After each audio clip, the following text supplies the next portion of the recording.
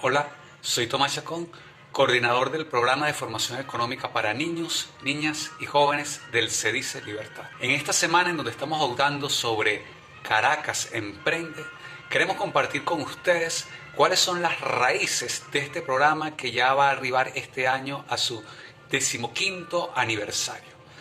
Es decir, ese motor que nos llevó a nosotros a emprender y que ha hecho que se sostenga este programa durante el tiempo.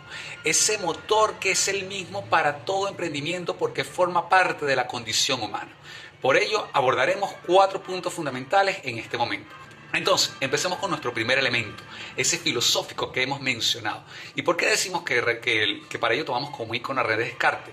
Porque hay algunos filósofos que han mencionado que así como Cristóbal Colón descubrió a la América, René Descartes descubrió el yo. ¿Eso qué implicaciones tiene? Que a lo largo de la historia de la humanidad, esa pregunta que implica el quién soy yo, unida de dónde vengo, a de dónde voy, siempre va inmersa a eso de conocerse a sí mismo. A pesar de que en la historia humana eso siempre ha permanecido en mentes pensantes, como se puede conseguir, por ejemplo, esa famosa frase de conócete a ti mismo en el dintel de Delfos de la antigua Grecia, se menciona que filosóficamente es a partir de Descartes en donde se estudia ese conocimiento de sí mismo, no viendo a los demás, sino viendo hacia a sí mismo, es decir, descubriéndose su yo, descubriendo quién soy yo, descubriendo la individualidad. En términos de emprendimiento y en términos económicos como el que divulgamos nosotros, eso tiene la implicación del desarrollo del método que se considera el individualismo metodológico, que algunos satanizan la palabra, pero nada más aislado de la realidad que encarnar la humanidad a partir del individuo, a partir del quién soy yo. Y en eso pudiéramos conseguir infinidades de ejemplos de cómo demuestra eso un avance en la civilización, un avance en la humanidad, porque cuando interiorizamos acerca de quién soy yo como individuo, único e irrepetible, singular en cualquier momento de la historia, eso nos lleva entonces a ver cuáles son las capacidades que debemos desarrollar, el potencial que podemos ahondar, la pura potencialidad de ser que hay en cada uno de nosotros para salir de nosotros mismos y buscar oportunidades, incluso donde solo hay problemas. Buscar oportunidades entonces unidas con las capacidades ha hecho que, por ejemplo, Amartya Sen lo conjugara y por ello lo hicieron merecedor del Premio Nobel de Economía, si mal no recuerdo, en el año 1998. ¿Y eso qué implicaciones entonces tiene? Reforzando que ese quién soy yo en términos de emprendimiento, repito, nos obliga a buscar nuestras capacidades, desarrollarlas, convertirnos en una pura potencialidad de ser en búsqueda de oportunidades.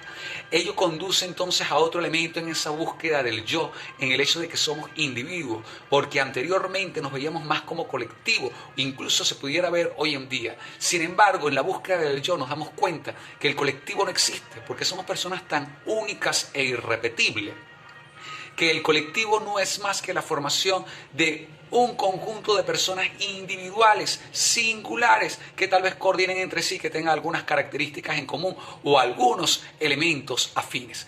Por eso el análisis económico siempre debe partir del individuo, porque reconoce su dignidad, porque la dignidad de un individuo nunca puede estar por debajo de la de un colectivo, porque el colectivo no existe. Lo que existe es la dignidad humana plena en el reconocimiento de la individualidad de cada uno de nosotros y con el que nos encontramos. Sin embargo, en términos de emprendimiento hemos identificado que en esa búsqueda del yo, en esa identificación del yo, en ese asimilar nuestra potencialidad, ahí aplica perfectamente el hecho de identificar que las necesidades humanas son universales. ¿Y qué implica que sean universales? Que las mismas necesidades que tenemos nosotros hoy son las que se han tenido hace cientos y miles de años atrás, y que las necesidades que tenemos nosotros hoy aquí en Caracas, en Venezuela, son las mismas que se tienen en cualquier otra parte del mundo.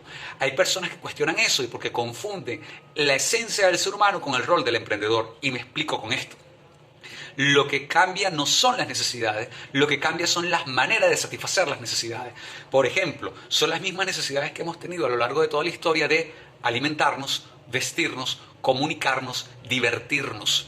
Si nos detenemos, por ejemplo, en la necesidad de comunicarnos, pudiéramos ver que en la evolución humana nosotros hemos aprendido a comunicarnos y a través del habla, luego pudiera ser a más larga distancia por medio de de telégrafo, de telegramas, de correos, de televisión, hasta llegar a estos aparatos hoy en día.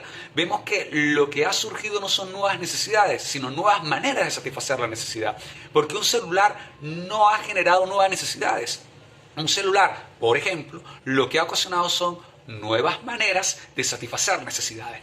Cuando un emprendedor tiene eso en mente, pues entonces va buscando la manera de satisfacer de mejor forma las necesidades de los demás. De allí que entonces cabe reflexionar sobre dos elementos fundamentales.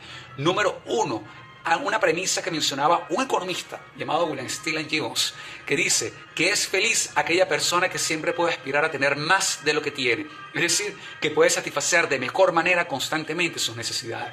Y cuando en la sociedad valoramos eso, valoramos el rol del emprendedor, valoramos el rol del empresario. Y vemos que el empresario entonces está no para perjudicarnos, sino para generar bien, y que por sobre todo, todos tenemos esa capacidad emprendedora de, con nuestras capacidades, satisfacer necesidades de los demás. Y al satisfacer las necesidades de los demás es que nos hacemos ricos a nosotros mismos.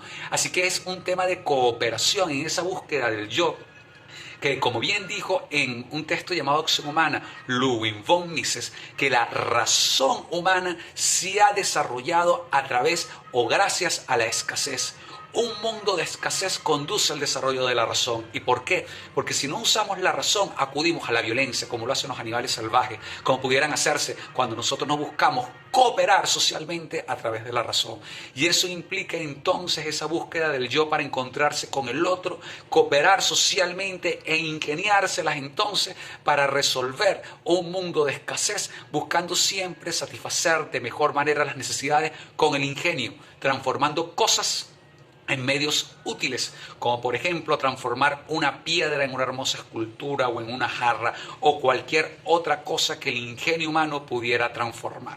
Con eso entonces mencionaríamos nuestro primer elemento, ese descubrimiento del yo. Pero pasando al segundo que hemos mencionado, esa necesidad de belleza que nosotros dijimos que íbamos a tomar a partir de la vida de Ludwig van Beethoven. ¿Qué sucede y qué sucede con ello? Cabe mencionar que antes de Beethoven habían muchísimas regulaciones para hacer música y las regulaciones privan la libertad, por más que se obtenía algo de belleza. Y Beethoven rompió con ello e hizo que la belleza de la música se disparara a nivel mundial, a nivel universal, a nivel histórico. Hay un hito, hay una referencia con ello, con la tercera sinfonía de Beethoven, dedicada por cierto a la libertad que ocasionaba inicialmente la Revolución Francesa. Él compuso esa obra y rompió con las regulaciones. ¿Qué regulaciones había?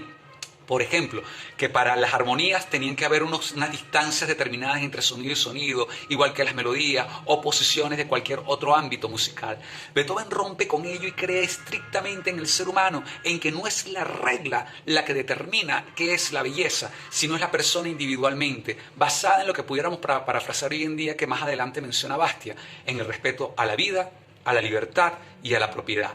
Es decir, que si una música respeta la vida, incluso la vida de un oído, la vida agradable, si una música respeta la propiedad del otro y no invade a otro, si una música se genera en libertad sin interferir en los derechos de los demás, que es lo que conduce o lo que va irremediablemente con la libertad, pues se puede crear cualquier tipo de sinfonía, como bien lo hizo él, repito, a partir de su tercera sinfonía, en donde muere el clasicismo y nace el romanticismo a través de la ruptura de cualquier tipo de regulaciones. Por eso, a partir de Beethoven, en su búsqueda de belleza, nosotros podemos concluir estrictamente que la necesidad de belleza requiere entonces también romper con las regulaciones externas que nos impiden exaltar la creatividad humana tal cual como lo hizo el gran e inmortal Beethoven. Sería por eso que no fue casualidad que justamente Schiller fue ese filósofo que escribió sobre los valores, fue el que compuso el texto de su obra magna, la novena sinfonía de Beethoven, o como la conocemos como el himno a la alegría. Y ese poeta que escribió para Beethoven, para la sinfonía, escribió una serie de textos sobre la libertad, sobre la belleza, tratados de belleza básicamente, en donde mencionaba que solo a través de la belleza alcanzamos nuestra libertad. Y evidentemente que eso fue lo que alcanzó Beethoven. Así que en esa necesidad de nuestra búsqueda del yo, para un emprendedor es fundamental la búsqueda de libertad, la búsqueda de belleza. Esa belleza que luego Kant define como que es el acuerdo, un acuerdo intersubjetivo en donde no podemos obligar a nadie a tener o apreciar o no belleza por una cosa u otra, pero en donde sí podemos acordar porque aflora en nosotros esa necesidad humana, esa potencialidad humana que diría Kant a priori o que está concebida en nosotros y que puede diferenciar lo bello de lo feo, porque al diferenciar lo bello de lo feo es cuando surgen emprendedores que verdaderamente aportan a la sociedad y que son remunerados y que nos hace vivir en una mejor sociedad. Con eso entonces pudiéramos pasar a nuestro tercer elemento que hemos mencionado, acerca de la libertad económica o la libertad política a través del ejemplo histórico de Mikhail Gorbachev. Una vez escuché a Gorbachev diciendo que cuando tenía aproximadamente 16 años, él trabajaba en la granja de su papá y se daba cuenta que si no hubiese tenido restricciones para venderle a quien deseara o controles de precios o controles de ganancia, él podía satisfacer las necesidades de más personas y obtener mayor cantidad de riqueza. Eso no fue algo que maduró de momento, pero luego recientemente, cuando lo escuché hace como unos 5 o 6 años, él dijo que a partir de allí nació la perestroika. Es decir, a partir de allí fue cuando Gorbachev siguió asimilando y asumiendo esa condición humana que conduce irremediablemente a que la libertad económica consiste en confiar en la libre iniciativa, en no regular qué se produce, cómo se produce y para quién se produce. De allí que hay pensadores que sostienen que la gran crisis de la modernidad es el no confiar en el otro. Y si nos vamos en términos de emprendimiento, ese no confiar en el otro implica regularlo en su capacidad productiva.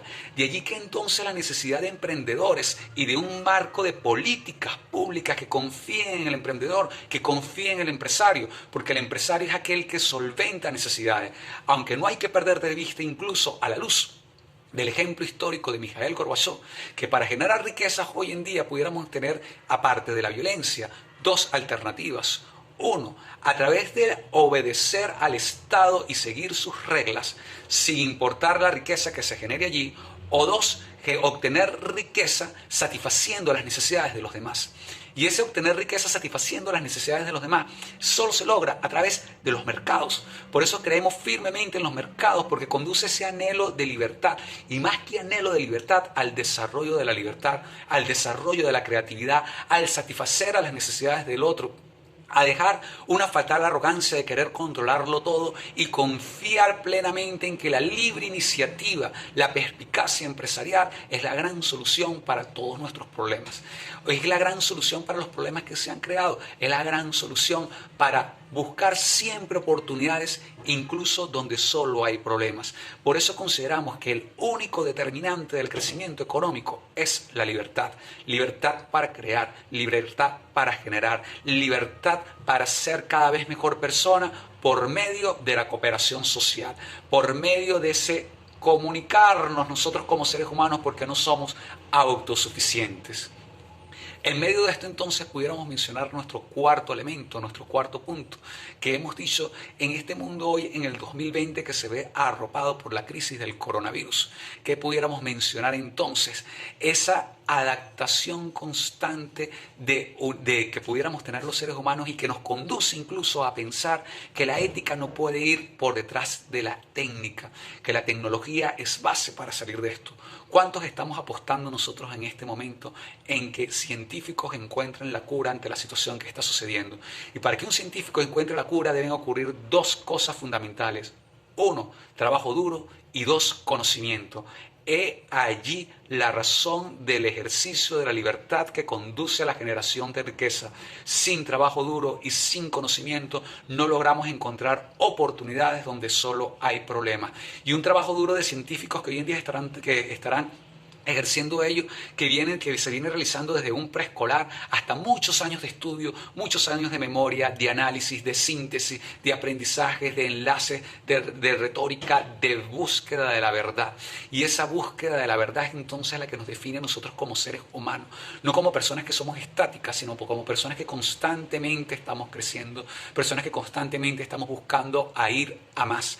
Y eso nos define como seres humanos. De ahí entonces que superamos una definición de ser humano tal vez como como decía el señor Aristóteles, que somos animales racionales, porque primero no somos parte de los animales, tenemos raciocinio, sí, pero tenemos mucho más que ello, tenemos una voluntad que nos lleva a la libertad, una voluntad que ejerciéndola constantemente nos hace libre y por sobre todo junto a la razón que se transforma en inteligencia, razón que se transforma en inteligencia, como hemos dicho, al convertir cosas en medios útiles a través del trabajo duro y de la adquisición de conocimiento.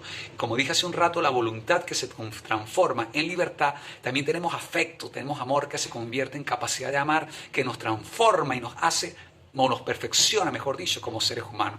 De ahí entonces esa necesidad de confiar en la naturaleza humana, de confiar en quiénes somos como humanos y de ver que con todo esto se puede obtener una gran conclusión de que el emprendedor siempre tiene en sí la virtud de la esperanza. ¿Y en qué consiste esa virtud de la esperanza? En que siempre se puede mejorar, en que el ingenio humano tiene la capacidad, la chispa creadora para resolver cualquier problema.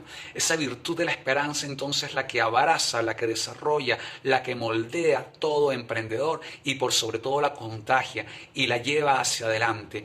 Y necesitamos seguir creciendo, creciendo en ciencia, creciendo en confianza, creciendo en libertad, creciendo en razón, repito, que se transforma en inteligencia, creciendo en solidaridad libre y voluntaria, creciendo entonces en lo que significa la cooperación social. Por ello entonces nosotros seguimos apostando en un Caracas Emprende, en una gran ciudad que siempre puede obtener esperanza, que siempre puede obtener capacidades, desarrollar capacidades en cada uno de esos individuos, buscando oportunidades, porque siempre incluso lo hemos mencionado, nosotros podemos irnos a donde querramos, pero la libertad es algo que hay que cosechar constantemente, porque en temas éticos constantemente debemos siempre transmitirlo a los otros y hacernos renacernos en nosotros mismos, para de esa manera entonces ser mejores seres humanos. Que Caracas Emprende sea una constante siempre en nosotros, que la constante innovación nos haga siempre cada vez más humanos, que la esperanza nos haga siempre buscar oportunidades donde solo hay problemas, que siempre tengamos esa capacidad de enlazar el presente con el futuro y que nosotros cooperemos socialmente para en este mundo que nos invita a resolver los problemas de escasez, no con la violencia, sino a través de la humanidad, de la cooperación social, asimilemos algo, que un animal siempre es animal, otro ser viviente siempre es ser viviente, pero un humano tiene que hacerse humano siempre, constantemente, porque por ejemplo, nosotros decimos, ese perro, nunca hemos dicho, ese perro no parece perro, pero nosotros sí pudiéramos decir, esa persona no parece humana. Y cuando no parece humana es porque no ha crecido en su búsqueda de la verdad, no ha crecido en su búsqueda de la cooperación, no ha crecido en su búsqueda de la razón que se transforma en inteligencia, en la voluntad que se transforma en libertad y en el amor que se transforma en capacidad de amar, de generar ideas, de cooperar. De ahí entonces el hacernos cada vez más humanos para una Caracas que emprende y que se transforme en ejemplo de humanidad.